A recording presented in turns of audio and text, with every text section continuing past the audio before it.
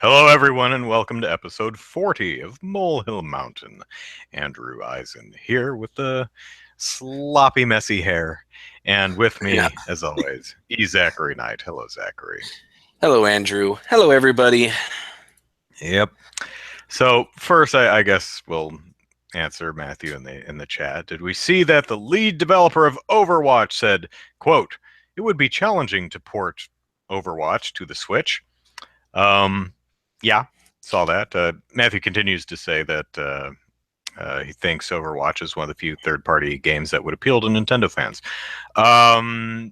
Yeah, I believe I argued Bye, Zachary. I believe I argued a month or so ago that Overwatch, our Overwatch could be an interesting game on the Switch. Don't know what sacrifices would have to be made from a visual display standpoint or from a networking standpoint, but the game is still popular, still relevant, so I If think it would be welcome on the yeah, Switch. if Overwatch could be played with a single analog stick, 4 face buttons, and 2 shoulder buttons, I think you could have a pretty good local split-screen 4-player match going there. Sure. I don't think Overwatch can be played with just those those buttons, though. I have no idea. I think it would I need don't to know be what at the least a twin stick because most shooters are use both sticks. One for the right one for aiming, the left one for moving, and then there's shoulders and triggers for actions. Well, I don't know. I played GoldenEye without dual stick. Played Yeah. Turok without dual stick. Well, didn't Wait, GoldenEye use the analog sticks for, or the analog stick for movement, and then the C buttons for aiming? that was actually well, actually, GoldenEye had several different control schemes, so one of them did work like that. They even had one where you could actually do dual stick by holding a second N64 controller, which was Nice. weird. Turok had an interesting one where movement was the C buttons and aiming was the control stick. You'll Oh, also remember Metroid Prime 3 uh, did not. It was on the Wii, so that didn't have a second stick either. yeah, And but it used the IR sensor for aiming. true, So you but the pointed the Wii remote at the TV, so that yeah. acted as the mouse or the second Of stick course, would if I'm function. remembering correctly, even the GameCube ones didn't use dual analog because the C stick was used for switching weapons. So it Yeah, was, you know, turn I left, think right, it move was. forward, back, and then when you were aiming, you could strafe, or when you were locked on, you could strafe. So Yeah, you could do it. you Um, could. Yeah, so I think it would work. It's just a matter of would anyone want to play it on it? Because it would almost certainly be a lesser experience in some ways. So the question becomes, well, yeah, it would how have to much of be. a lesser experience, and is portable Overwatch something that a lot of people would be like, ooh, I Yeah, wouldn't, but if they were, that may be. yeah, if they were going to go split screen, they would have to really pare down the graphics quite a bit Mm, just to make it possible to render 4 characters and their viewports on the same screen.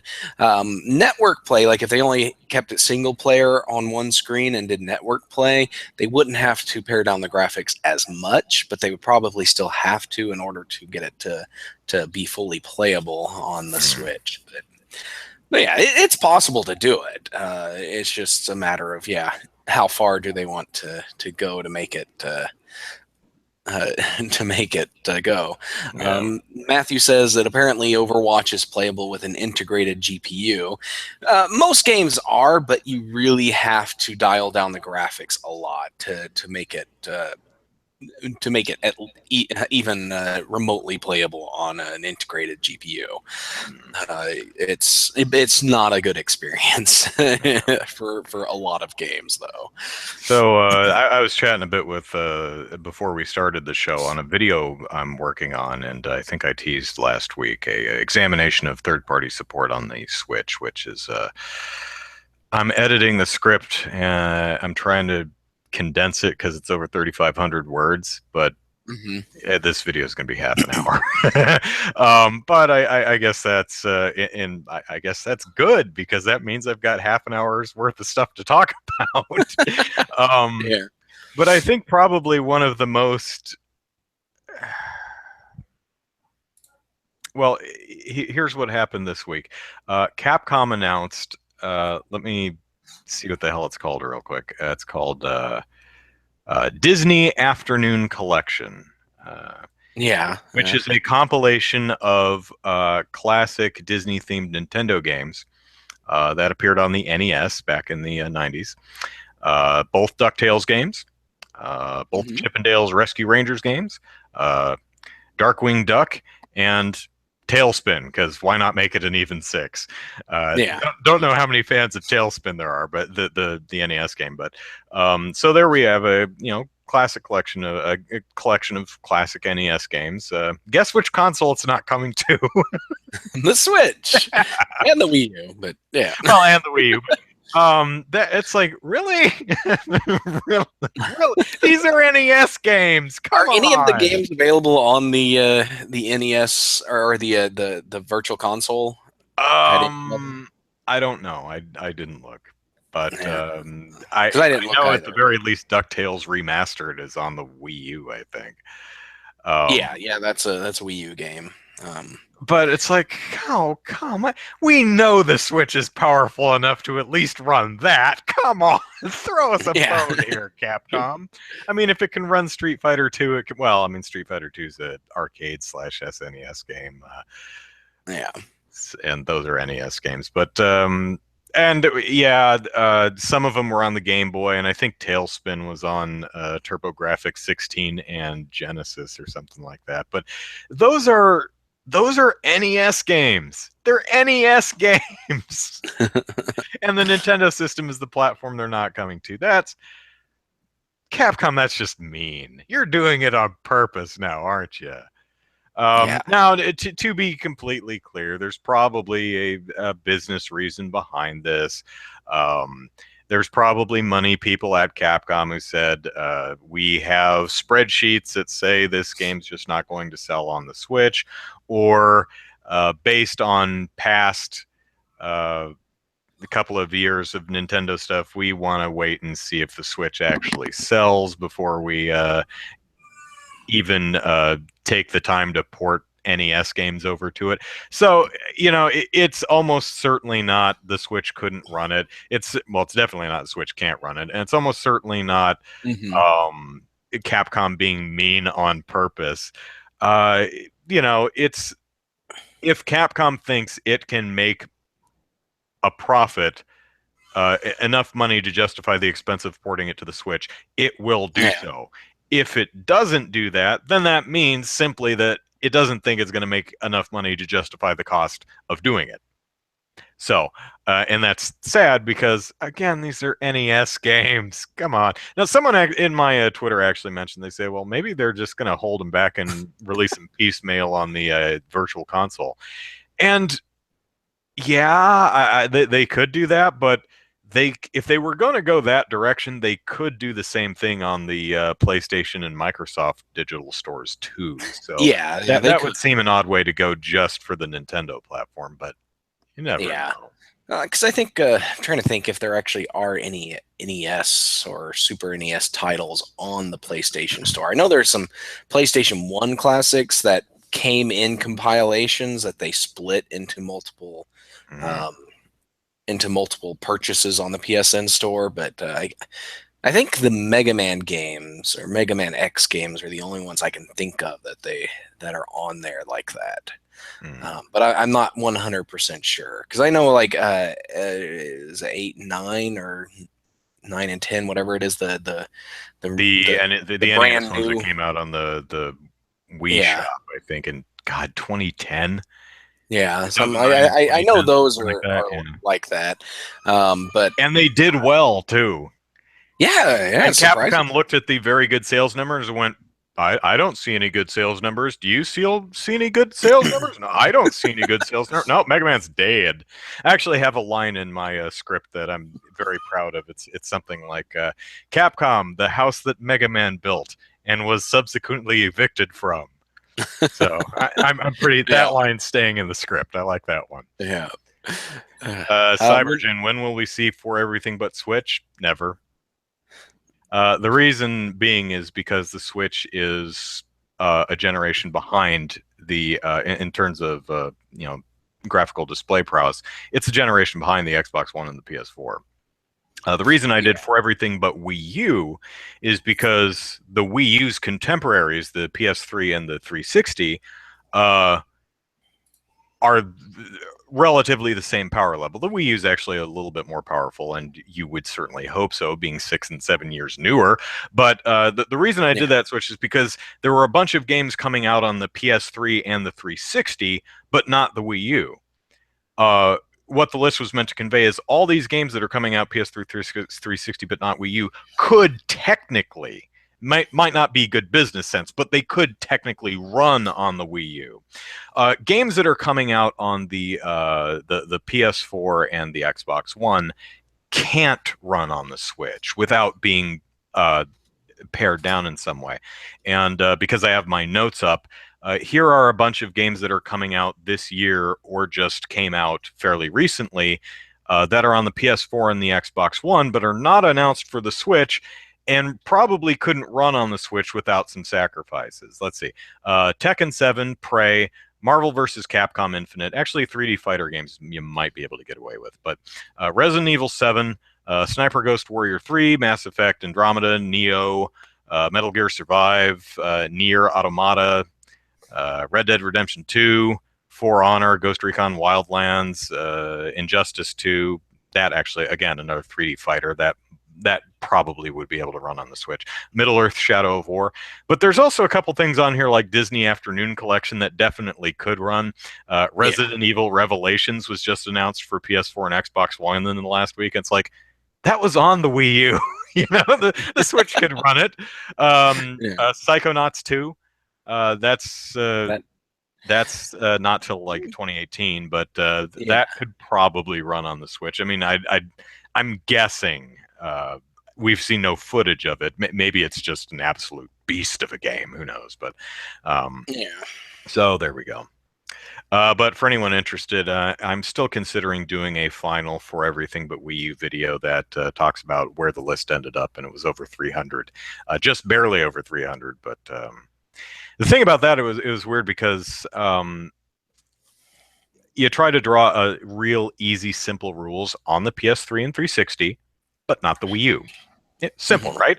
Okay, well, what if the game came out before the Wii U launched? Well, okay, so PS3 and so it had to come out on the PS3 and 360 since the Wii U's been on the market. Okay, all right, fine.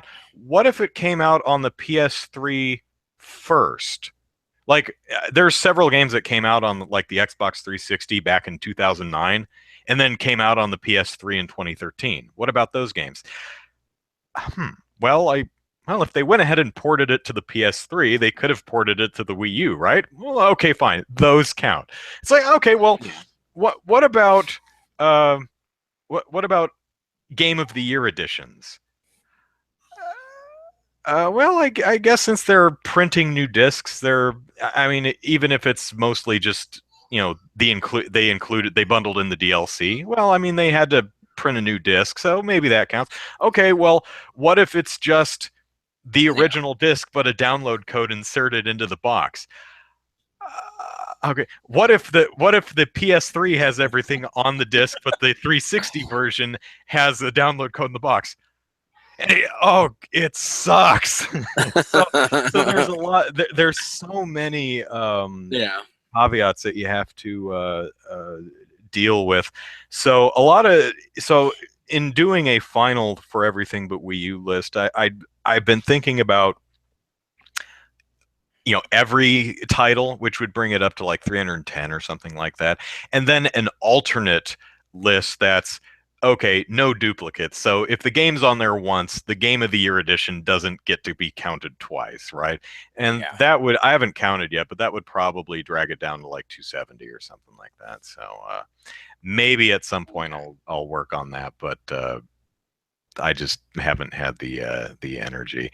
Yeah. Matthew says Nier is incredible. I've heard some great things about it. It was not on my radar, but it's been lots of kudos, lots of plaudits. So Yeah. I may actually check that one out.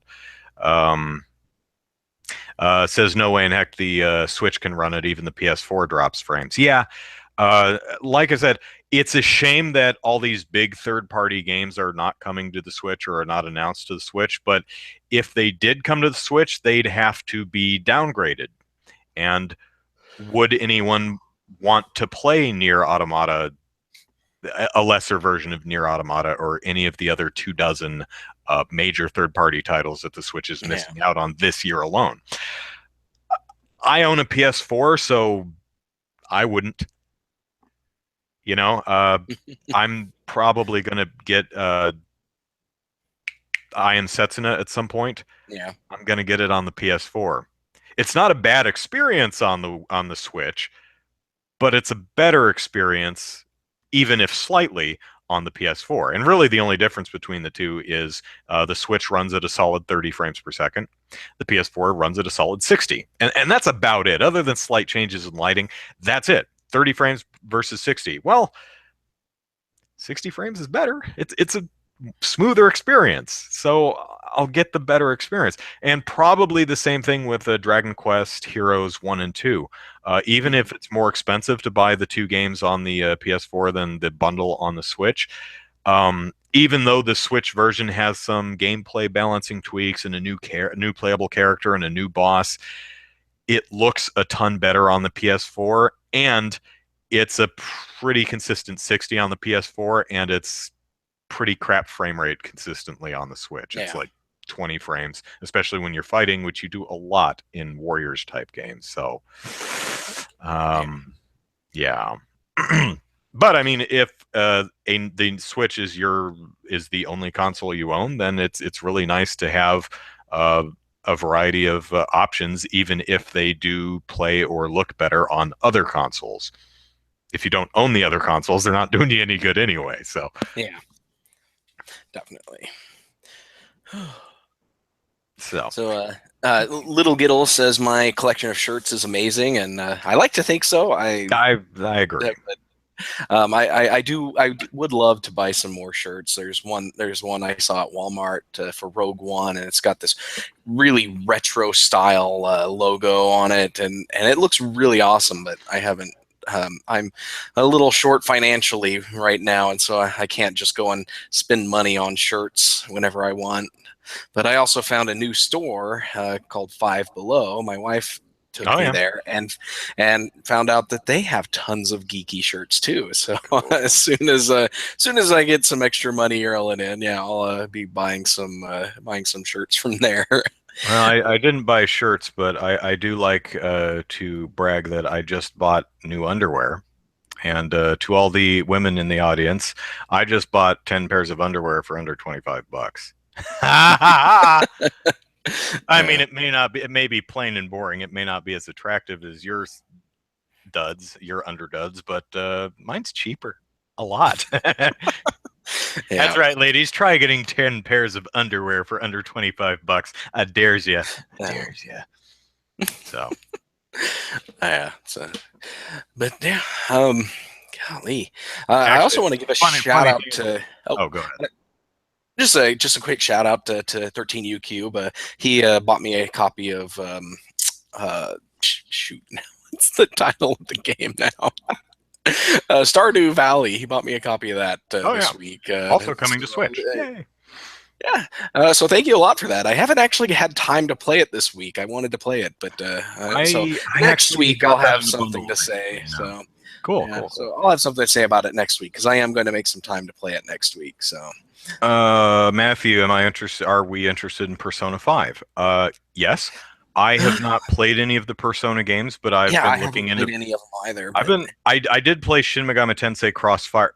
I'm sorry, it's Tokyo Mirage Sessions, which is Shin Megami Tensei Cross Fire Emblem. But Yeah. I played that, and I really liked it. I know that's not Persona, but Persona is a spinoff of Shin Megami Tensei, so gives you an idea of somewhat of the style that I might see. And looking at Persona 5, holy biscuits, but that game got style. I like it. I not totally sold on gameplay. It's probably something I'm just going to have to give it a try. But even if I mean, like Muramasa, the Demon Blade, even if I end up Mhm. not liking the gameplay, which I have a feeling I will, because I like RPGs and I like the way it's handled in Tokyo Mirage Sessions. But hey, a pretty game is pretty. Yeah. So Persona hype, says Cybergen. That's right. 100 hours ish, 100-ish hours, about 40 hours dungeon crawling, 60 hours of conversations. Yeah, I've heard that. Um, I've also heard that Breath of the Wild is very lengthy too. A Yeah. game I'm sure I'll enjoy at some point if I ever buy it. When I absolutely will buy it, I just haven't yet. Interesting. I haven't seen any Switch demo units at any of the stores. I wanted to wrap my mitts around a Joy-Con and see what I thought, but Yeah. haven't seen any demo units yet. Yeah, I've only been to a couple of WalMarts and Target, and I I've haven't been seen to yeah, I've been Switch to anywhere yet. Target, Walmart, and Fry's Electronics. Yeah, I I can't. haven't gone to any GameStops or Best Buy or anything like that. Yeah, So, I think I was in um, a game or Best Buy. Haven't been into GameStop yet, but I don't know. yeah, I also Um, haven't seen any NES classics, but we'll get into that here in a little bit. Woodchucks, and I may as well use the full name because it's wonderful. I Love Woodchuck Society asks, "Am I waiting for Switch to get Breath of the Wild?" Yeah, I'll probably get it on. I'll almost certainly get it on Switch. It's ever so slightly better on the Switch. I will have the Switch at some point, and despite its drawbacks, it's it has a slightly more stable frame rate on the Switch and a slightly higher resolution on the Switch, so it's better on the Switch. May as well get it there. What I'm waiting on is I'm waiting for it to drop in price because I'm a putz and I do not spend $60 on video games. I don't care. I don't care if it's worth $60 or not. Which Breath of the Wild is definitely worth $60. I have no doubt of that. I just personally draw the line at $50. So I'm waiting for the price to come down. I'm also waiting for more information on what the hell the DLC is. Yeah, yeah, that is, yeah, that's been on my mind, and Nintendo has not said hiding or has not given us anything about what the DLC will be. And did they even tell us when the first batch of it is going to come out? Well, the summer. Unless you're counting the Summer. 3 treasure chests, then that's at launch. They're there, and Okay. it's stupid. Okay. One chest has a Switch T-shirt in it for Link to wear, which is cool. I like that. Just make sure you don't accidentally sell it because apparently you can never get it back if you do that. The game says, "Are you sure you want to sell this?" But keep it. So Um, it's like, because there's certain RPGs they handle these rare items in two different ways. I've noticed in some RPGs, rare items will only sell for one piece of gold or whatever the it's to currency try to is. discourage you from selling it. Yeah, Yeah, and then other ones will just make it unsellable completely. Like it's yeah. grayed out in the sell menu. Yeah, the Yakuza does that for goofy items and things you don't want to get rid of. Now, Yakuza also, for the most part, will say if you lose this special thing, like if you sell it like an idiot, we'll give you another one. Um, but yeah, most of that stuff sells for like 1 yen or something like that. Yeah. Um, so yeah, I factor the price of the Zelda DLC is $20. So I want to wait and see what I'm getting for my $20, and I'm factoring that into the price of the game. I mean, if it So turns out something basically, I'm not if interested in, then so if then it's you something I'm like I'm definitely buying this, then I'm going to have to wait till Breath of the Wild is even cheaper than $50. yeah, you have to wait till it's $30 Right. so that Exactly. the $20 for the DLC brings it up to 50. Yeah. Or I'll buy it used Yeah. because Nintendo doesn't like dropping the prices of stuff a lot.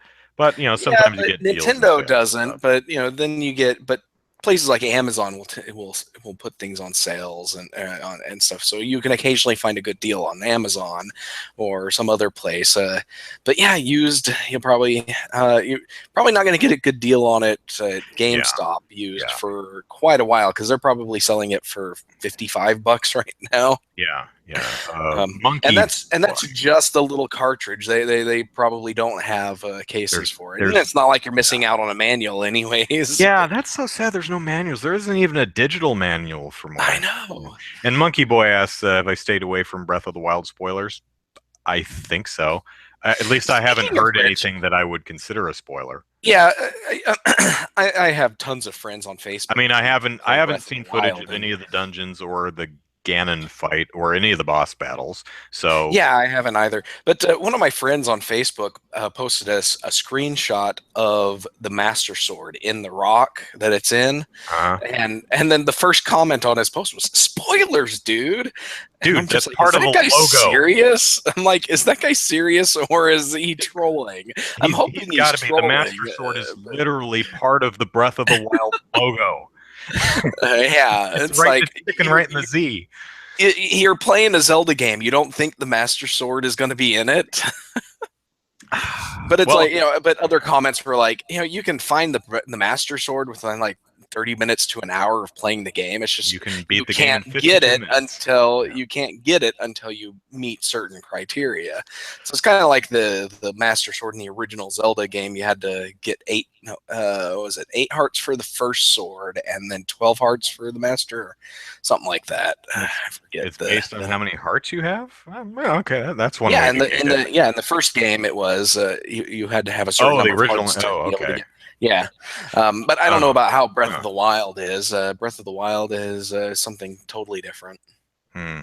The Maybe it's the same thing. Maybe it depends on how many hearts, because Link like gives himself a hernia trying to yank it out of the rock, so you need a lot of hearts so he doesn't kill yeah, himself.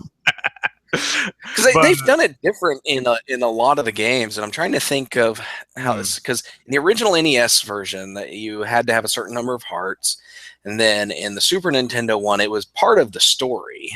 You just Link to the once you Past. Yeah, Link to the Yeah, Past. It was didn't get part of that the far. story. In Link's Awakening, you had to collect 20 of the seashells, and that for the Game Boy. Um, we're I'm afraid treading on spoiler I don't know any territory. spoilers. I haven't played the Neither game. one of us have played the game, unless you're talking about spoilers for for ancient for game. for the NES version. Sorry. I was getting around to. I know it came out in '86. I was getting around to it. It's like Um, spoilers for TV shows. It's like my cutoff is once the new season of the show starts. Spoilers are open season for the last, yeah, it's open season for spoilers last season. I'm sorry. uh, Yeah. Matthew says there isn't much of a story in the new Zelda to start with. I imagine the story is something like Ganon's over there. Go get him. Yeah, I was reading an article and they were griping about some tweets that Feminist Frequency made about Breath of the Wild, and Oh, did um, she review it? no, there wasn't an official review. It was just 4 Oh, tweets oh, on their Twitter channel or Twitter feed, and somebody wrote an article griping about the tweets that they made, and I'm just like, okay, whatever. And that article went into let actual me guess. spoilers of how the story goes. Oh, Um, okay. Well, if I had to guess, I would say that Feminist Frequency was less than impressed with how Zelda was presented in the Pretty game, much. or her They role said in the that. story. Yeah, they said that she was still a damsel. Now the article went into complaining that that That's Feminist a shame. Frequency said that she was a damsel in distress, and then went into why it wasn't so. And it's like, no, they didn't say she was a damsel in distress. She was just a Just a damsel who damsel, needed the male hero's help to solve the problem. which And she does. I'm pretty yeah, sure. and I'm guessing Zelda's the one who wakes him up, right? It's like, well, yeah, crap. it's like Link, get it, off your duff and go get Ganon. He's over there. I mean, walk around and do side quests all you want, but he's over there. You can actually get this. You can actually solve all our problems in 52 minutes, from what I understand. But take your time. Yeah, somebody sped run the game in under an hour, and I'm just like, Yeah. really? And then there's other people who have spent like 40 hours playing the game and haven't even been to one dungeon. And yeah, I have really? no idea how Zelda as a character is utilized in the game's narrative, or to what extent the narrative Apparently she's is. pretty heavy into the actual story. Like it's so she's very present in the story, but you only see her if you're actually doing something to advance the story. I do like her design, though. I think her design's pretty nice. So let's see. Someone said, yeah, Nick Bradley makes a good point. I trust Nintendo with DLC. It's usually worth it with their games. I agree. Nintendo has, I felt some of it's been overpriced, but I feel like the majority of Nintendo's DLC has been quality. I think it completely knocked it out of the park with Mario Kart 8. I think the Luigi expansion for New Super Mario Brothers U was great. The Hyrule Warriors stuff was pretty cool. Not so much the stuff that appeared on the 3DS version, but the Wii U version was pretty darn good and pretty darn expansive. Lots of great DLC. I felt overpriced, but still a lot of great quality DLC for Smash Brothers. So yeah, Nick, I definitely agree that I think Nintendo's earned the benefit of the doubt, but I'm still waiting to see exactly what this is, because it's weird stuff like increased hard mode and a new map functionality. I'm like, what is this? And then new story element and new dungeon. I'm like, for $20? I mean, the only thing in that I'm interested in really is depending on what everything else tends to be, is of course the story in the dungeon. I'm like, for $20? Is it just it? Is it a dungeon or is it a shrine? It's like I really kind of want to see what this is first. But I agree that Nintendo has been killing it, frankly, with the DLC. Again, a little overpriced, I think, in some regards. But yeah. Matthew says he'd pick up the Switch if they made Mario Maker for it. And I agree. Mario Maker would be Mario Maker would be a very a system seller. And if they came out with a Zelda Maker, a 2D Zelda Maker, that would be even better, I think. Yeah. So, all right, what do I have for topics? Oh, well, the first topic I have actually is I wanted to talk a little bit about the Stanley Parable, which I played this week. Now, yes, I finally got around to it. The game's been out for years. I don't think so. I haven't played it, so. Yeah, well, I did. I downloaded it, I installed it, I started it up, and 5 minutes later I beat the game, and I said, "That's it." I wasn't expecting like a 40-hour experience here. I was expecting a fairly short game, but I was expecting at least half an hour. I mean, I was thinking like 1 to 2 hours, but it's like at least half an hour. It's literally 5 minutes. Now, what I knew going into the game is that the notable thing about the game is it's narrated like a Bastion is, I guess. And so it starts you out when there's a narrator with a slick voice and wry sense of humor. It says, "This is the story of a man named Stanley. Stanley is a cubicle worker in an office, and one day he decides to get up off his duff and leave his office because his computer doesn't work."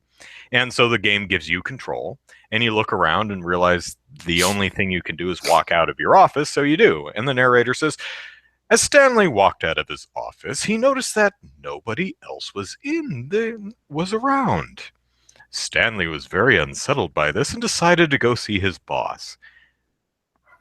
Looking around, there's no one else in their cubes. That's spooky.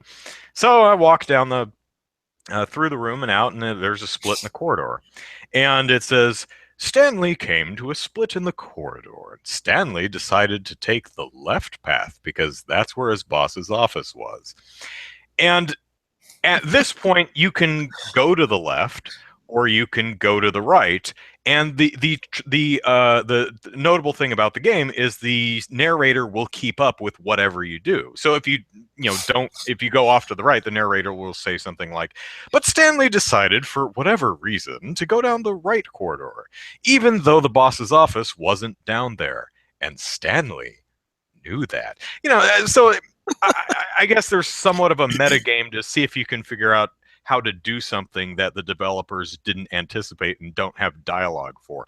From what I understand, you can actually clip through the wall and outside into the void. It's like, haha, didn't think I'd do that, did you, game developers? And then the narrator will, Stanley found himself outside the level map in a white void. It's like, oh, you wily, you knew I'd clip through the wall, and that's great. Yeah. Here's what I didn't realize. There is nothing to do in the game. Nothing. There is absolutely nothing to do in the game except walk. It's which, from what I guess, it's basically Dear Esther, only with branching paths. So Dear Esther is a game that you walk along a path and the game narrates at you, which, unless the narration is really interesting, sounds boring, and a lot of people agreed, but some people thought it was interesting. Stanley Parable is, well, there's a split in the path. I decided to go down the left corridor. Here's the game. Spoilers. Stanley's at his computer. Computer's not working, so he gets up to go to his office, notices that there's no one there, comes to a split in the path, decides to go left. So he does. Gets to his boss's office, which is humongous, and there's nobody in there. And he sees a control panel, a keypad on the back wall. And the narrator says, Stanley notices keypad on the back wall. Stanley didn't know that the keypad combination was 1, 2, 3, 4. And I'm looking around the office and I'm thinking, okay, well, I'll role play this. Stanley doesn't know the combination. I could type in because I heard the narrator, and that would be a meta break, and who knows what would happen. But I'll try playing it. In character. Stanley wouldn't know that. One thing I notice: the game shuts the doors behind you, so you can't just go back.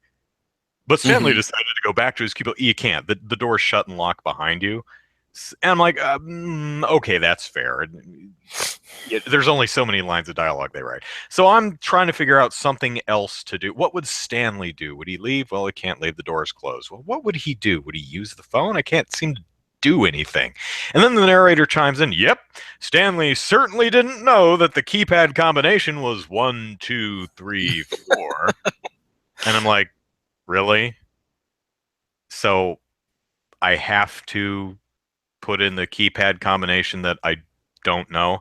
And then the narrator goes, 1, 2, 3, 4. I'm like, okay, fine. So I type it. So I walk up to the pad, and you actually get a cursor prompt. Type in 1, 2, 3, 4. Fake wall opens up, and I walk in, and there's a long path leading to a room marked Mind Control Room. And then there's a path off to the left which says Escape. I'm like, well, Mind Control Room seems more interesting to me. So I walk the end. Besides, the narrator says, but Stanley went to the Mind Control Room. And you go in there, and it's basically a very large, it's like what's the X-Men big dome, the dome thing where Professor X is the big round room. Yeah, you Cerebro. Cerebro, that's right. Yeah. It's kind of like that, and there's monitors all over the walls, one for each employee. Oh my God, they're watching our employees, and somehow that's mind control. I guess, I don't know. Stanley was very disturbed by this, so he keeps walking, and again, linear path. There's nowhere else you can go. There's nothing to do, and you get into the main machinery room, and Stanley figured he would put an end to this horrible, horrible practice of what I'm not sure. And so you have two buttons, off, and you can turn the machines off or you can leave them on. Stanley decided to turn it off. I went, okay, and I turned it off. And then the door opens up and he says, Stanley turned off the machine, and then he walked outside into the woods and was happy. The end. And I'm like, that's boring. But now, maybe that's just, frankly, the absolutely most least, yes, the least interesting path you could possibly take through the game. Maybe if you go down the right corridor, or you hit the no button, or you go down the other way that where the escape is. Maybe it's a lot more interesting if you do that, but frankly, the one path I took was it did not inspire me to restart the game, even though it was only a 5 minute jump. And man, I don't know if I'm like really missing something with this because the story isn't interesting. The narrate the lines, the dialogue is fine. I like the narrator, nice voice, got a wonderfully wry sense of humor in his delivery, but it wasn't compelling, it wasn't interesting, and there's nothing to do. So I guess Yeah. I just don't get it. And to be fair, I only Yeah. played one path. I only played it for 5 minutes, so I guess I'm not really giving the Stanley Parable its fair shake, but I certainly wasn't compelled to try it again and take a different path to see what else the game has to offer. Yeah. So, hmm. But hey, kudos on Yeah. whoever made Stanley Parable for trying something new. Yeah. Yeah. It's always good when they try something new. I'm not. I haven't played any walking simulators, so I can't make any.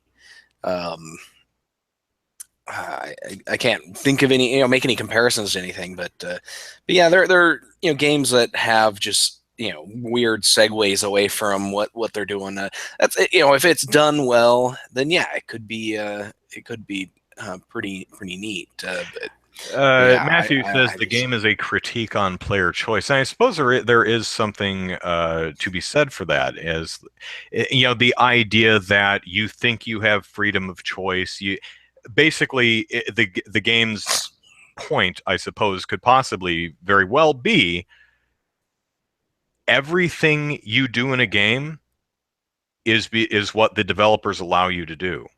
You don't actually have free will or free choice.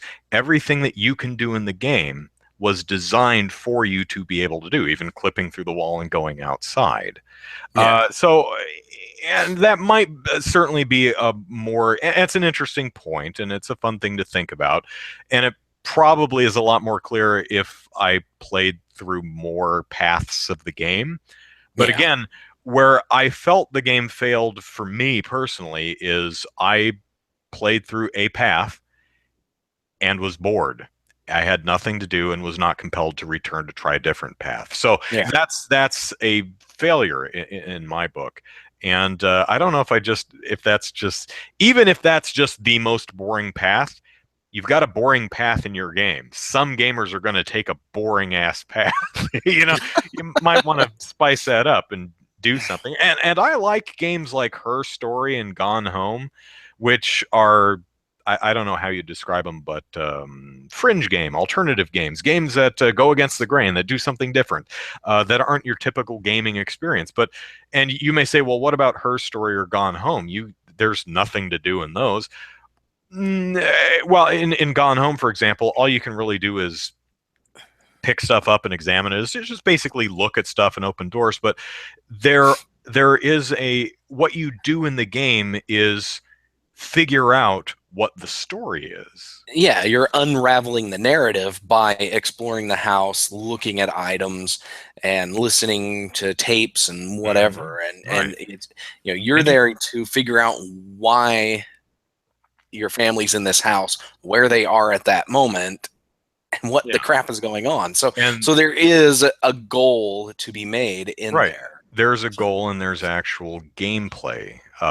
You're piecing together the story. And Her Story is similar in the sense that uh, you have it's basically a puzzle. You have a bunch of puzzle pieces and you're picking them all up and examining each piece and trying to put them together in an order that makes sense. Now that may not be compelling for you, and then that's totally fine, but that's what those games do. In Stanley Parable, at least the small portion I played, there's nothing to do. The story you don't through gameplay figure out the story. It's just told to you as you walk from point A to point B. yeah, Now, if the story were interesting, to me, that would be fine. I think it's a unique way to deliver a narrative, and I respect and appreciate that. I just didn't find it a very interesting, compelling narrative. Again, at least the single path that I went through. And Jimmo Fan Rice 33 forgives me for not liking Stanley Parable.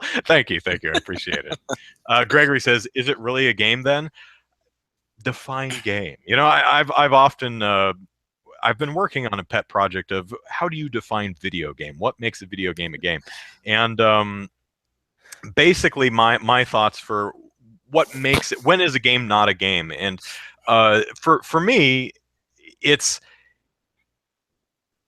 can you, through gameplay, fail to achieve the game's goal? Other than just, not playing it. Yeah. And Stanley Parable, the only way you can fail, I think, is just staying in one spot and not moving, I guess. Her story, you can fail to figure out what the hell the narrative is. Her Gone Home, you can fail to figure out how the hell to get into the attic, which is the end goal of the game. Stanley Parable, I, again, haven't played enough of it, but you can't seem to really fail. So while it is certainly a toy, you can play with it, I don't know if it's so much of a game. But again, I haven't played enough of it to really... And whether it is a game or not, I don't think ultimately matters. My fallback on my fallback on the game definition is the Will Wright definition: a series of interesting choices. And some games offer that, some don't. But and it all depends on what you consider an interesting choice. Yeah, and that's subjective. Like with the Stanley Parable is going left versus right an interesting choice? Probably not without more information. It could be down the line, but you don't know at that moment if you're making an interesting choice. You don't know what's going to happen next. The choices I made in Stanley Parable were not interesting. Yeah, and you. So you have the choice of follow the narrative or not follow the narrative and see what happens.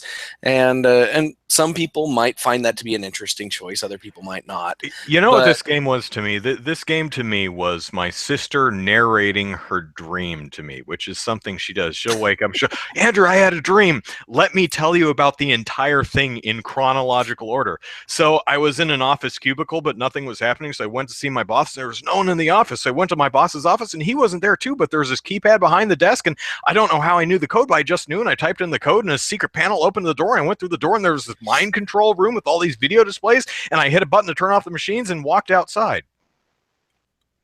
It's like, okay. Thanks for sharing. Yeah. Fun stuff. My sister remembers every detail of her dreams. It's incredible. Yeah. Sometimes kind of annoying, but she'll take half an hour to explain her entire dream. I used to have really good dream recall back when I was a kid, because I would dream, and then a lot of times I would write. If the dream was really interesting, I would write down what happened in the dream, because some of the game ideas I have actually came from dreams, and so that was one of the reasons why I was doing that. And then I got out of that habit of writing things down, and now I have terrible dream recall, and I feel bad because like I recall having good dreams, like having a dream that was like so awesome, but then I can't remember it like 5 minutes after I wake up. So I need to get back in the habit of writing down my dreams, but that requires me to actually wake up and want to get out of bed and write. Yellen Timber says, so do you recommend the game? That depends on how much it costs. I got it in a bundle, so I really don't know how much. I would not spend more than a few bucks for it. But keep in mind that most people really like the game. So if you can find it for a few bucks, I think it's probably worth checking out. Most people really seem to dig it. I'm one of the few who was just like, okay. I didn't hate it. I mean, if it took me 2 hours to play, I might have hated it, but it took me 5 minutes. I just ended up going, well, that was the thing. And then Parable is $15. Oh, I wouldn't pay $15 for it. No. I mean, kind of like Gone Home. I like the game. And actually, I think I talked to Susan Arndt or maybe Carol Pinchesky or someone about this, who they like the game too, but they agreed that it's not worth $20. I like Gone Home. I would not pay $20 for it. $5, yeah, sure. $2, absolutely. 20, no. So 15 for Stanley Parable, I would not pay 15, but if you can find it in a bundle or for a couple bucks somewhere, yeah, it's unique. I'll give it that. So I'll say that. 13 Cube speculates that I'll like Breath of the Wild. Yeah, I have a feeling I will. Yeah, Carl King says that his dreams are always zombie apocalypse dreams, and he can never find a weapon. And Trey Holmes says he always wakes up before the zombies get him. One of the interesting things about my dreaming is that for most people, if they die in their dream, they'll wake up suddenly. Yeah. I don't do that. If I die in my dream, it just switches to a new dream. That's all it ever does. Is that I'll be dreaming and then something will kill me, and then it'll be like changing the channel on television or something, and then all of a sudden I'm in a new dream. I've died in my dreams several times. Yeah. So here we go. All right. Well, moving on from the Stanley Parable, have you watched any of Iron Fist yet? I have not. I've been a very bad boy and haven't had time to actually watch television. So yeah, I mean it launched yesterday, so we haven't had. So no spoilers. I've watched 4.2 epides. I have it paused on the TV. Have they given a homage to his classic costume yet? No. He does have the chest tattoo though. Well, that's part of the character there, but I'm talking about the green leotard with the open chest and the yellow mask, yellow head scarf thing. No, nothing like that. And maybe it comes in at the very end of episode 13, like Daredevil's costume did in season 1. Yeah, his costume is probably the least impractical of the 3 newest characters they've introduced. Yeah, I suppose, they can probably they'll probably hint at it with just having him do most practical, I guess, is what I'm saying. They'll probably just have him wear his shirt open like this, which if you can see because I'm wearing black on black, but have his shirt open like this because his jumper suit is basically open to show off his chest, so he'll probably dress like that. Maybe he'll put on like a darker yellow mask, kind of a do-rag looking thing, kind of like cowl. Maybe. We'll see. The show is not good. I will, and that's been all the reviews I've read so far. Is that the first 4 episodes, at least, are absolutely terrible. The hardest part, there's one major problem with this series, and I'll get to that in just a sec. Divorced from the major problem, the show even by itself so far is not really good. It's not terrible, but I'm 5 episodes in and there's really no major villain. I mean, the hand, the ninjas are like in the background somewhere, and they're still pushing heroin, but they have really almost no effect on our main cast. They're just they're there somewhere and they're bad guys because we say they are. There's no main antagonist yet, not in the sense that you would normally have for a superhero show. Basically, the antagonist is nobody is everyone against Danny Rand, because Danny Rand just shows up after 15 years and it's like, hey, I'm back. Let me have all that is mine. And they're like, who is this crazy person? And so the first several episodes, they're just, is this really Danny Rand? Is he just an insane guy? Because he certainly talks insane about cross-dimensional cities that only appear every 15 years and strength of the dragon iron fist thing. And so, but really where the show is most hurt is the character of Danny Rand. And I don't mean the actor's performance. I mean literally the character of Danny Rand. Danny Rand is a genuinely unlikable person. Mm-hmm. Like, pause the show and pace back and forth in your apartment yelling obscenities, unlikable. I had to pause the show and go for a 20-minute walk and then call my sister and rant at her for 30 minutes. I was so annoyed at Danny Rand. He is such an incredibly bad. I'm trying not to use really filthy language. He is insufferable.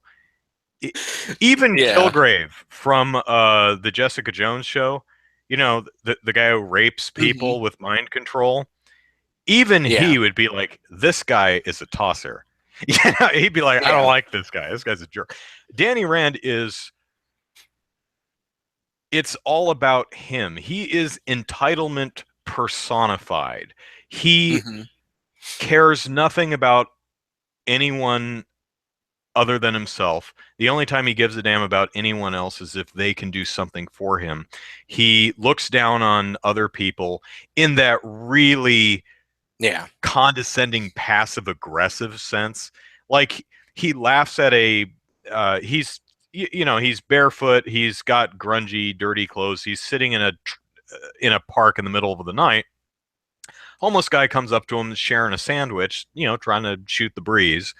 And Danny laughs at him and says something like, it's funny, when people look at us, they probably think that you and I are the same. I'm like, up yours. I was trying to think of a nice way to put that. I'm like, you scumbag. What the hell is wrong with you? And that's like episode 1. Oh man! Like, my god! Because they got. I'm trying to remember if the actress's name is Colleen Wing or Wing. Colleen Wing is the character's name. I think her name is like Jennifer Hardwick or something. Yeah. Well, there's like one of the reviews I read said that he. It's like when he is training with her. He's like. I'm a better martial artist than you. And he is like, he is such a he keeps walking into her dojo like he owns the place. And there's one scene where he literally just tries to open the door and it's like, it's locked. He's jiggling. He's like looking through the window like, this is my door. I should be welcome here anytime. It's like, the hell is wrong with you? And she's told him, like, I'm only on episode 5. I think she's told him to leave and stay away like 4 separate times. Yeah. Where I just shut it off, this is going to be a ever so slight spoiler. He needs something from Colleen, so he's dropping by unannounced. She's in the middle of teaching a martial arts class. He doesn't care. He just drops by and stands there expectantly, like he's just expecting her to throw out her student. And she's like, what? And he says, I need to talk to you. She's like, I'm with a student. And he says, but I brought takeout. I am not kidding. He's like, but I brought he never at any point even acknowledges the other student. Like, this person is so unimportant. All that matters is, I came here to talk to you. I even brought you food. Yeah. Why are you not throwing out your student who is paying you for your time? And the student is, kind of classy. And he's doing the whole thing where not just he brought a bag of takeout, but he, because he's rich, he brings in a whole table and with candle and flower centerpiece, to sit down and have a chatter with whatever the hell he wants. And the student is pretty classy, and she's all like, I certainly would totally be cool with spending the rest of my paid lesson just having lunch with you two, because I've never had this takeout. Throwing him a bone because he's being really super rude and disrespectful. And you would think that Danny Rand or any decent human being would be like, "Oh my gosh, I am so sorry. You are, of course, absolutely welcome to join us. I am so sorry to interrupt Yeah. your time, but this is really super important. If it's okay with you, you're certainly welcome." No, Danny says no. And I immediately paused it and went, put on my shoes and went for a walk. I also put on pants and then I went for a walk. And I was like, oh my, what is wrong with it? Danny Rand is like the single worst character in any Marvel movie, Netflix show, TV show, Uh-huh. and even worse than Lincoln in Agents of S.H.I.E.L.D. And you know how much I don't like Lincoln. I'm glad he died at the end of season 3. I hope they don't resurrect him somehow because, man, I did not like him. Nothing wrong with the actor. Mhm. It's just the character's fine. But, oh my God, Danny Rand is the most horrible, obnoxious, insufferable, terrible human being. And Yeah. I do not want to spend. I keep pausing the show because I'm like, I screw this guy. Oh, so terrible. Yeah. So I'll be interested to see your thoughts. Um, Yeah, I'll probably have some thoughts next week, but yeah, I've heard a lot of bad things about this show already, and I'm like, oh man, they could have made this so much better. Uh, and and what makes it worse is that um, what's his name? The main actor, Finn something. Finn Jones, I believe his Finn name Jones, is. yeah.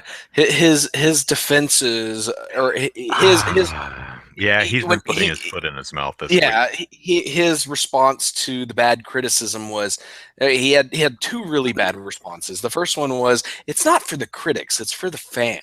Your critics are And primarily fans, bud. yeah, it's like IO9. Okay, this is a comic book, sci-fi, fantasy, everything roundabout site, and their critique was, this is terrible.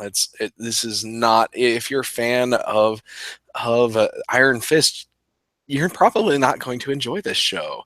And it's just, if you're a fan of Marvel television, you're probably not going to enjoy this show. And Well, and it's and I. and and I'm sorry. and yeah, Go and ahead. they're just like, we're fans, and you're saying this isn't for us because we're also critics. And it was, yeah, it was horrible. And Yeah. then his second response was basically blame it on Trump. It's like, well, considering rich white guys are now enemy number Yeah. one, a show about a rich white guy is probably not going to do well with these millennials or whatever. I don't know the exact quote, but he basically blamed Trump for the bad reviews. It's an interesting parallel. I'll give it that. But no, Yeah. it's just so far at least, and I'm only like 10 or 12 minutes in episode 5. Yeah. Uh, it's kind of a dull show. I mean, maybe the narrative of the show picks up and gets better. I mean, we've got plenty more episodes to go, but really, my major problem with the show is Danny Rand is just an absolutely unlikable Yeah. human being. And it's one of those things where I don't think the show realizes how terrible a person Danny Rand is. I think um, the show thinks that Danny Rand is just a quirky, lovable scamp who just doesn't, who's awkward in a cute way. It's like, no, he's a No. condescending, aggressive, belligerent, entitled, overprivileged little, just not a very, he's a bad person. He thinks Yeah. the world revolves around him, and he gets personally offended when other people don't say. He has the absolute and complete inability or maybe unwillingness to see anything from any point of view other than his own. Yeah. That's the man's problem. Uh, and it's like, dude, you were born in New York with a silver spoon in your mouth. You didn't crash in the Himalayas and go get raised by super ninja monks until you were 10. You weren't raised as a baby in this weird foreign culture and are suddenly in this brand new place. You're home. You know how this stuff works. You were 10, dude. Yeah. You know, you should know that it's going to take a little grease to smooth the explanation of where you've been for the last 10 years. You can't just drop weird, mystical, cross-dimensional place names and the immortal dragon and the iron fist. You can't just tell people that stuff and then get offended when they look at you like you're crazy. Yeah. Also, homeless people and receptionists are not lesser people than you, you jackass. And also, Colleen's dojo is not your place. She's made it repeatedly clear you're not welcome there. Yeah. She doesn't owe you her time just because you bought her food when you brought food when you dropped by unannounced during one of her classes. Mm-hmm. Oh my gosh. Anyway, Gregory asks, well, if you hate the show, why do you watch it? Yeah, I'm asking myself the same thing. I'm like, because I have to. I'm invested in the Marvel universe. Because, I've watched everything else, and I'll be watching The Defenders, which is in production, and yeah, which hopefully I'm wondering if when he interacts with the other superhero characters, things kind of level out. Well, the thing is they shoot this all at once. So unlike a television series that airs its earlier episodes while it's in the production of the episodes later in the season, it has no opportunity to course correct when it makes a mistake. It's shot. It is what it is. So, but maybe they are in the middle of The Defenders. So maybe Danny becomes a likable person by the end of this show. The problem is the show doesn't seem to know he's unlikable. So, Colleen, for example, she is in some ways a hypocrite. She tries to follow the code of Bushido, and she says that fighting for money is dishonorable. She does it anyway, which is hypocritical. But she knows it's hypocritical, and she feels bad about it, but she's doing it for the right reasons, even though it is hypocritical. So she's a complex, flawed character, not a bad person. Danny Rand is just trying not to use profanity, trying really hard not to swear, and it's really tough to describe Danny Rand as a person without using really naughty language. That's how bad a person is. Is that not using profanity doesn't quite convey how lousy of a human being this person is. I'm spoiling the show for Zach. I've given no spoilers other than Danny Rand is kind of a jerk, or is genuinely a terrible person. And I'm not the type of person to complain about spoilers. I read IO9's morning spoilers every single day. And I watch all the trailers and the clips and everything that's available. And for shows and movies that I'm actually interested in. So you could tell me how Iron Fist ends, and I'll still watch it. I'm sure Danny defeats the Hand. Probably, yeah. That's spoilers. Glitchy Pants wants to hear me sing Greensleeves. What are the lyrics? I think I know. Bum bum bum bum bum bum bum bum bum bum bum bum bum bum bum bum. That's the tune. That's Greensleeves, isn't it? I have no idea. I'm pretty sure that's Greensleeves. There is another song. What child is this who laid to rest on shepherd's watch or sleeping? Something like that. I don't think that's the original lyrics. I think that was just uses the tune. So there you go. Are there children here? Why not swear? That's why those words exist. Oh, you got a point. Because I try not to. I just try to be classy. Yes, that's great. Yeah, I know that's the tune. I can't remember what the original lyrics are though. You know where I first heard Greensleeves though? One of the early Sierra King's Quest games. Because I remember I think I was doing the "What Child Is This" song, and then I found out that I'm like, that's a tune from King's Quest. Then I realized that was Greensleeves, and so anyway. Yeah. That's the tune, but not the lyric. Yeah, I know that's not the original lyrics. I don't remember what they are, but hope you found that satisfying. So we've got a couple other things to talk about here. The first thing is Warner Brothers Entertainment seems to want to make another Matrix movie. And people are like, what, reboot, remake? And they're like, no, no, no, no, no. So sequel? Or seem to be throwing around the idea of doing a prequel, a young Morpheus movie. And they're floating around Michael B. Jordan as Morpheus, and I'm sure he'd be just fine because he's a good actor. But Yeah. my thoughts are, okay, do you have an idea of what? Do you have an idea, or do you just want more Matrix money? Because my thoughts for a Morpheus movie, I'm thinking about what that would be about, and it sounds in my head pretty similar to the first Matrix movie. Morpheus figures out he's in the Matrix, gets out, and learns about the Matrix, goes back in, does a super thing, and then learns about the one, and so I need to find the one. Huzzah! And I'm like, maybe you have a more interesting idea than that. I hope so, because that's kind of boring. So, what are your thoughts? Do you have any ideas for a good Matrix movie? You got me. I've only ever seen the first Matrix, so Yeah. I all I know is that the second two weren't that great, but I like them. I'm sure they're just wanting more Matrix money because why would you? Why else would you make something that doesn't need a sequel or a prequel?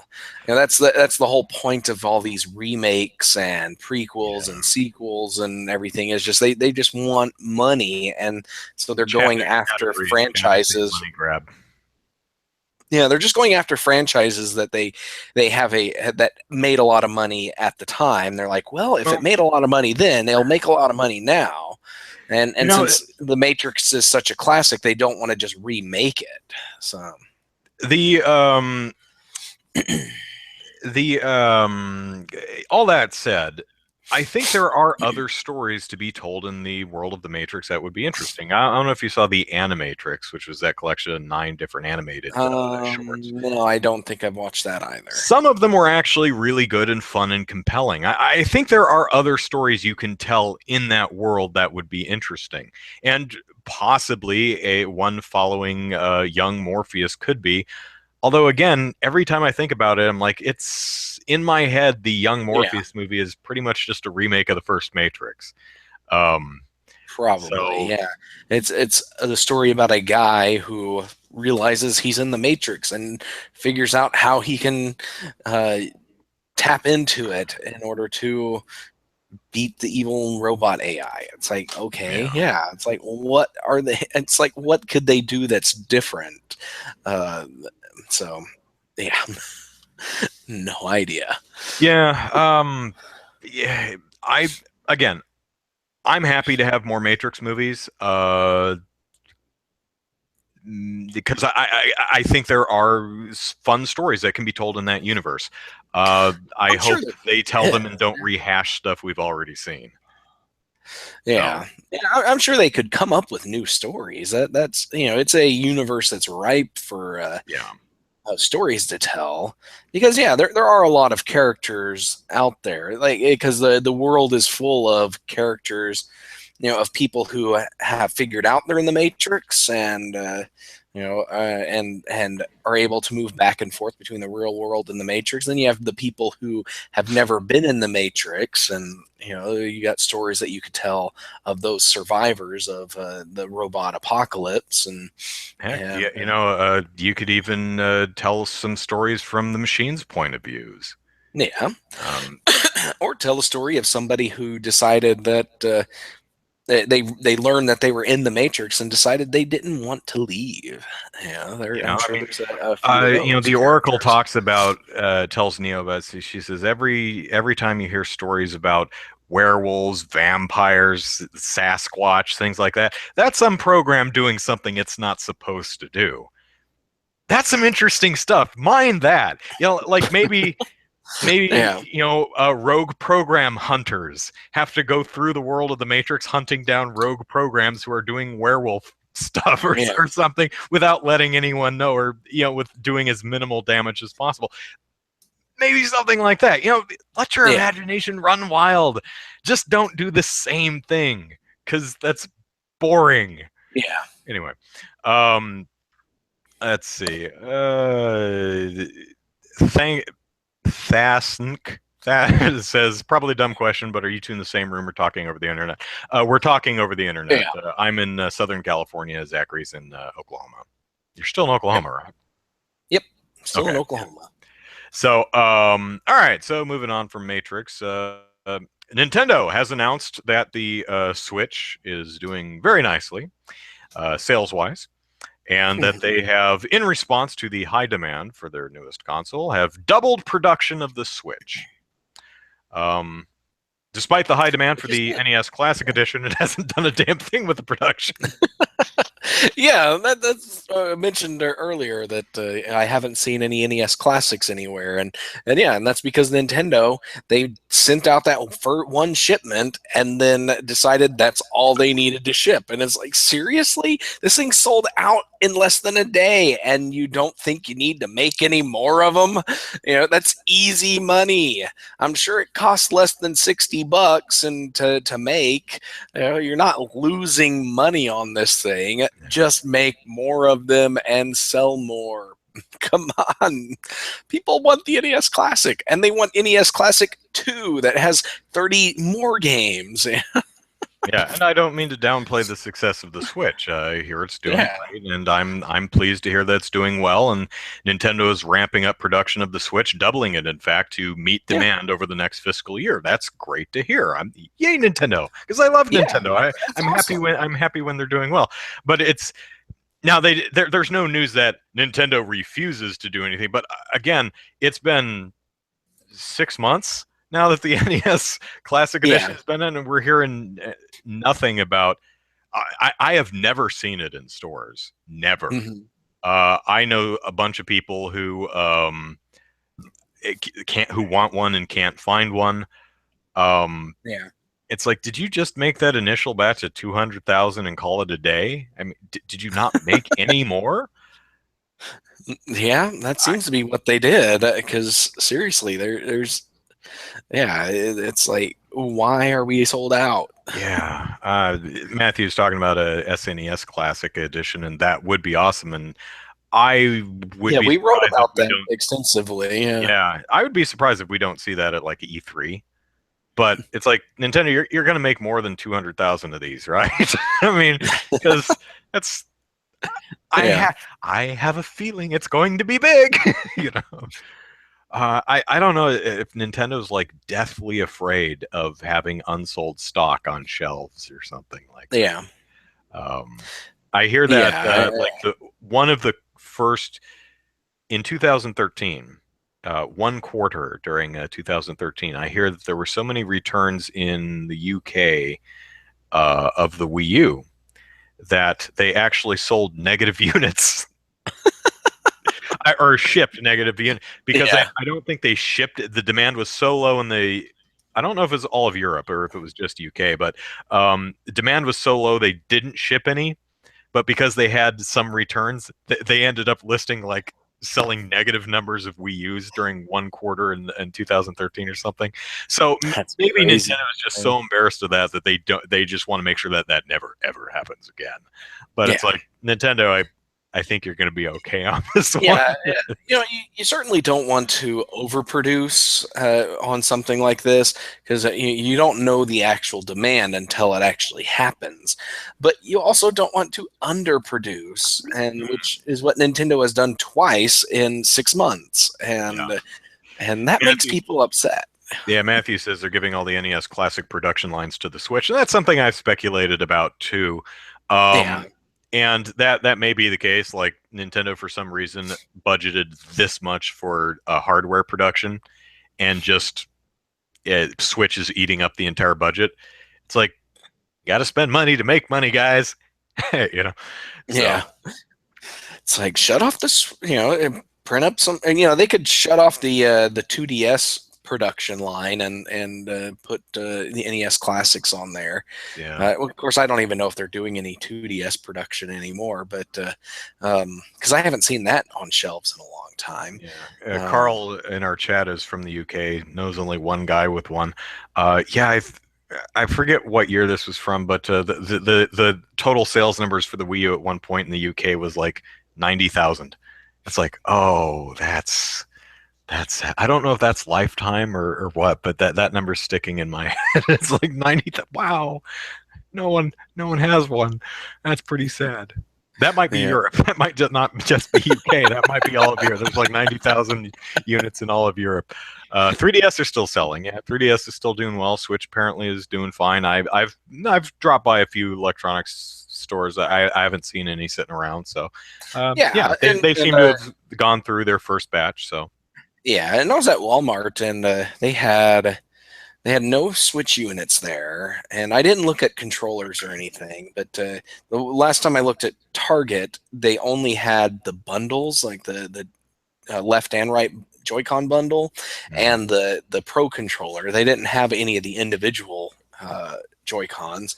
But at Walmart today, they had probably, I think, between 15 and 20 Breath of the Wilds there for the Switch, 2 Bomberman Rs, and then I didn't even count the 1-2 switches, but they only had 1 row of 1-2 switch, and I don't think there was very many on there. But yeah, I don't know why. Nobody's buying 1-2 switch. I know that much, but yeah, I'm really surprised that Nintendo printed. If that one shelf just today is to what to go by. It's really interesting that they printed more Breath of the Wilds than they made Switch units. yeah, So unless I've seen the games, yeah, I haven't seen the units. Yeah, unless that many people bought Switches but didn't buy Breath of the Wild, then it's just like, what are you buying? Because it's seen, those 3 games. What other games are you going to buy? Yeah, I've seen some accessories and some games, but no hardware yet. Mostly third-party accessories too, like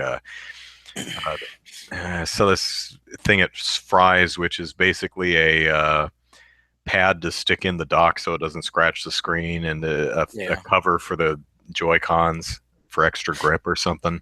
Just some crap. Heart and Soul says he saw the Pro and Neon Joy-Cons are sold in his area in Charlotte, North Carolina, and he saw gray Joy-Cons but not interested.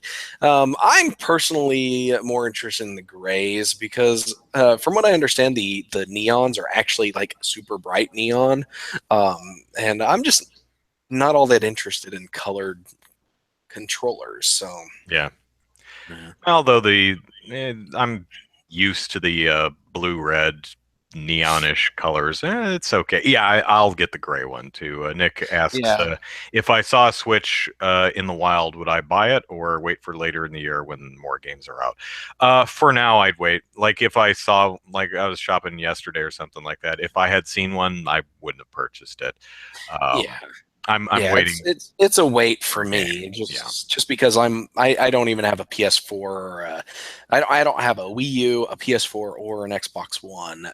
So it's like my systems generation wise is Wii, PS3, and 360, and that plus the older generations.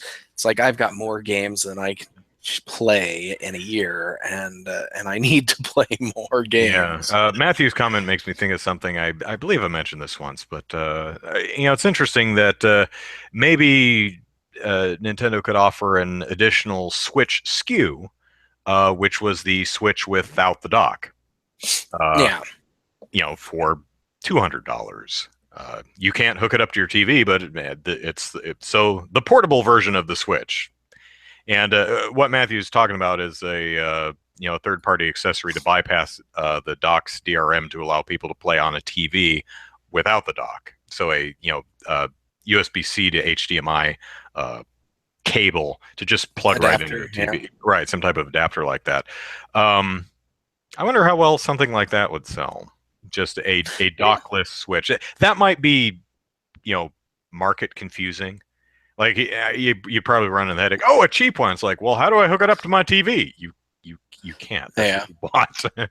So Yeah, Nick Bradley asked if I do not like any of the newer systems. No, it's not. It's not that. It's just I typically wait a few years before I buy a new system, and it's usually once once there's enough games that I just absolutely want to play. Right now, the PS4 and the 360 have not reached that threshold of there's enough games for me to really be interested in dropping $300 on one of these, and the Switch, with only 3 games and a handful of downloadable indie titles, there's probably not going to be enough games on the Switch for a few more years. And the Wii U is just, I haven't gotten around to buying it yet. The Wii U is my next system to buy, and yeah, I'll buy tons of games. 13U Cube says I need to beat Link to the Past. I have several times, actually. that's me who needs to beat Link to the Past. It's the 3D Zelda games that I haven't beaten yet. I'm about halfway through Wind Waker, and I haven't finished that. I started Ocarina of Time, and I haven't finished. Haven't even gotten very far in Ocarina of Time. You're playing the GameCube version of Wind Yeah, Waker. the GameCube version. Yeah. Have fun with the Triforce fetch quest at the end of the game. Oh yeah. It depends on how you play. If you're the kind of person who does everything as you come to it, rather than if you find a map and you're like, oh, I got to go see what this is, you'll be fine, because at the end of the game you'll only have like 3 Triforce pieces to go find. Yeah. But if you're like, oh, whatever, if you're kind of plowing through the story, you're going to hit a brick wall at the end. It's like, oh, man, I have to sail all over finding 8 Triforce pieces. I haven't found any of the Triforce pieces, I don't think. It's been a while since I picked up the Wind Waker, so I know I've done the ice dungeon and have I done the fire dungeon? I'm trying to remember. I think Fire dungeon is the first dungeon, isn't it? No, I mean the volcano, with dragon in it. Yeah, I'm trying to remember if I've done all that, but I've been to. Golly, I'm trying to remember what all I've done. It's been Someone so long. Stole I'm Carl like, King's Dreamcast. Oh, that's man, terrible. Yeah, Dreamcast was awesome. Yeah, but no. And gets right. Ocarina of Time does have the best music. I find myself humming a lot of it. Yeah, I really want to play Ocarina of Time, and I wish that I had the Zelda Collector's Edition, because I have the Ocarina of Time with Master Quest, but I really wish I had the GameCube one that had Ocarina of Time, Majora's Mask, and then Zelda's 1 and 2 for the NES. I really wish I had a copy of that one. Whichever one has the Master Quest of Ocarina of Time on it. It's just Ocarina of Time and the Master Quest, yeah. That one, it doesn't have any other Zelda games on it. The emulation is a little sketchy in a few places. Like, it pauses when you try to open the item menu. The game kind of freezes for half a second.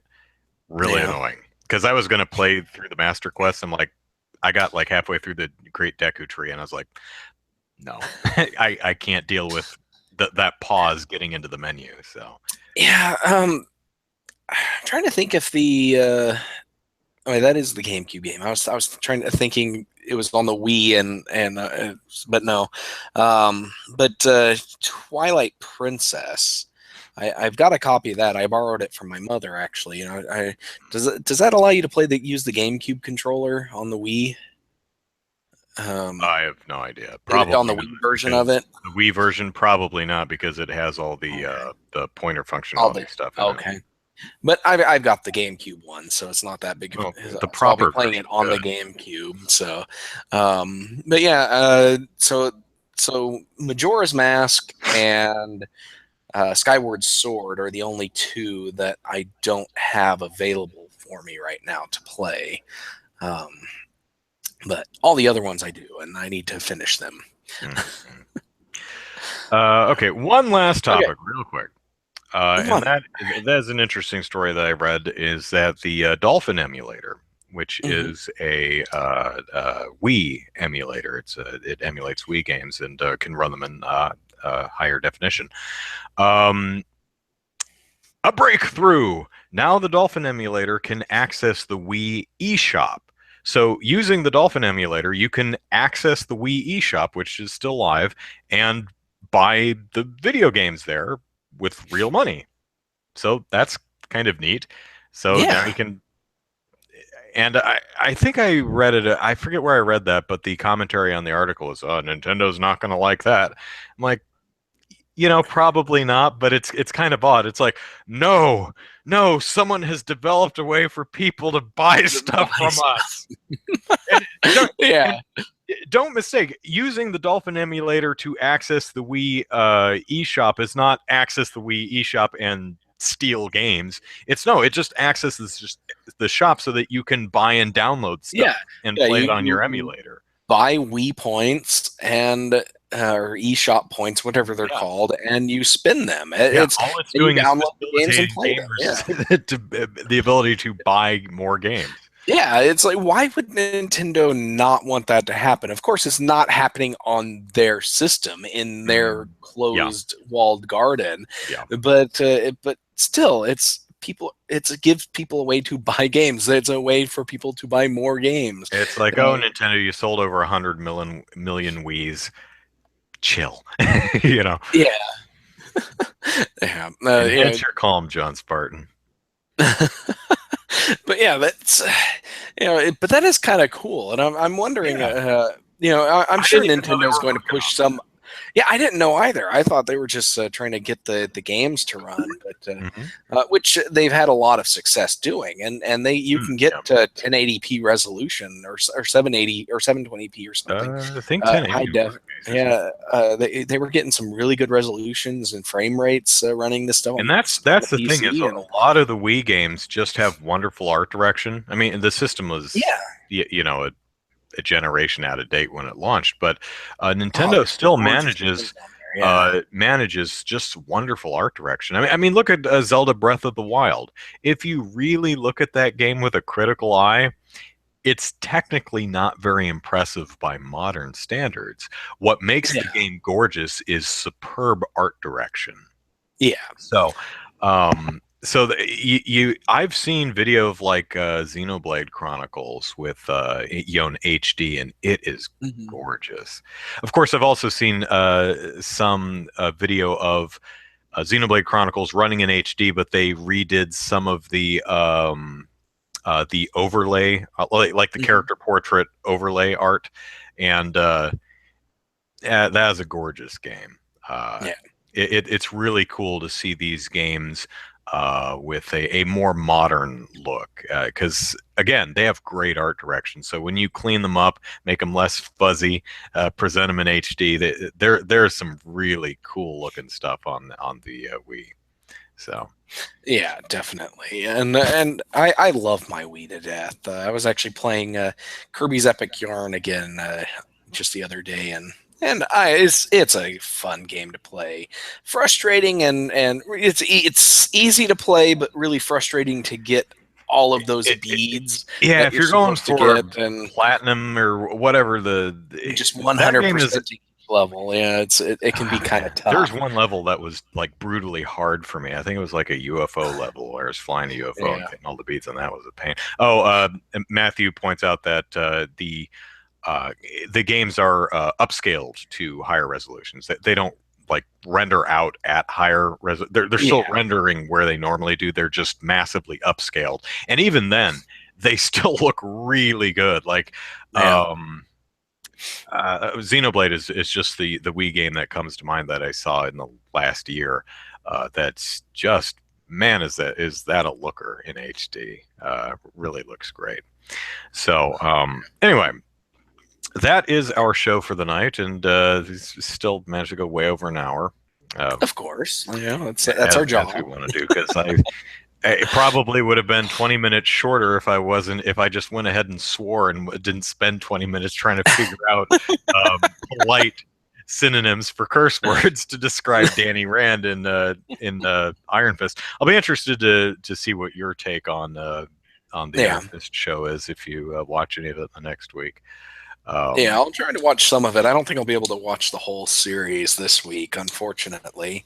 But yeah, I have been watching Reaper, which is a lot of fun. It's an old show, but it's one that I've been wanting to watch for a while.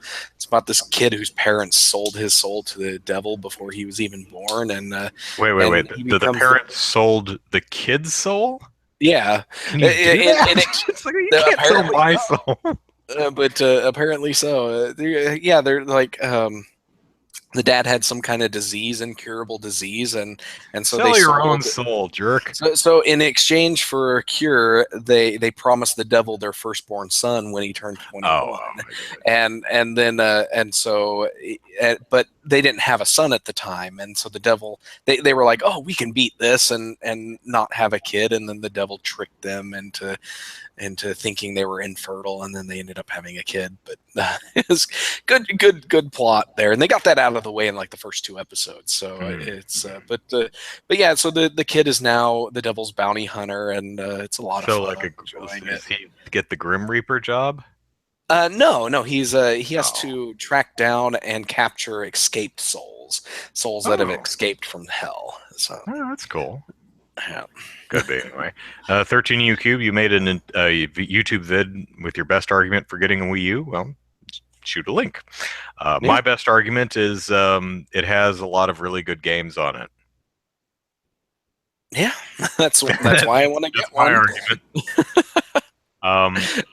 On the other hand, it looks like a lot of the best games from the Wii U are going to end up in some version or another on the Switch. So, if you can't afford lots of consoles, we're already seeing Mario Kart. Splatoon is a sequel. Splatoon, there was something else, and I forgot what it was. Well, I'm sure we'll see Mario Maker. I'm sure we'll see Smash Brothers. So, yeah, we'll see. Anyway, let us sign off and get out of here. We actually had up to 30 viewers at one point. Nice. It's like, is Andrew going to say a naughty word? Is he? Like, I do swear occasionally, but I try not to be too vulgar. So anyway, Andrew Eisen here. Eisen is how you spell the last name. Plug it into YouTube and you'll find my YouTube videos. Working on a lengthy vid about Nintendo Switch third-party support.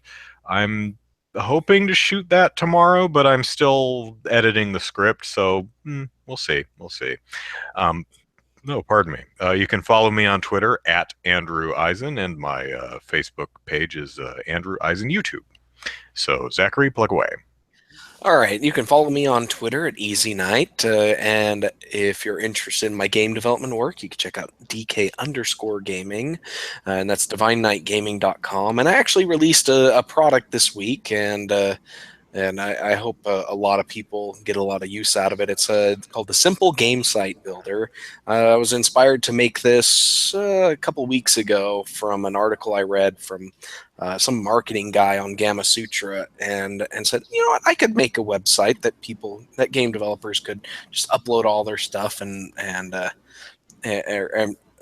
make all the changes and uploaded it in under half an hour. And I ended up doing it, so it was really cool. And but yeah, you can check that out at DivineKnightGaming.com. I got an article right there on the front page about it. And then if you're interested in the Oklahoma game development scene, which I've actually got a few games that I'm going to try to play this week and write about for that, and also for Random Tower. So check out OK Game Devs on Twitter and okgamedev.com for all of that. So there you go.